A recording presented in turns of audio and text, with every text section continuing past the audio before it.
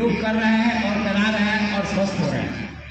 आप सभी से रिस्पेक्ट लेकर ही अपना आसन ग्रहण करिए। हमारे मुख्यमंत्री जी महोदय कुछ ही क्षणों में आपके बीच में पधारने वाले हैं।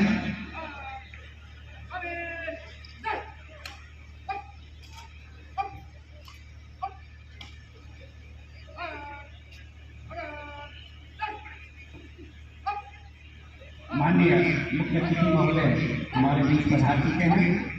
कुछ ही क्षणों में कार्यक्रम प्रारंभ होगा।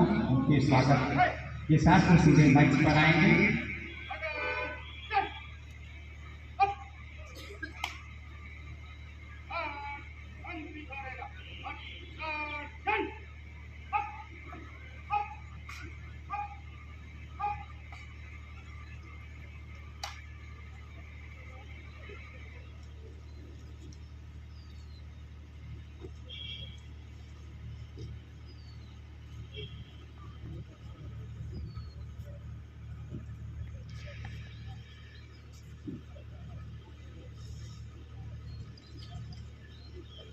आज इस कार्यक्रम के माननीय मुख्यमंत्री अतिथि महोदय श्री ओम प्रकाश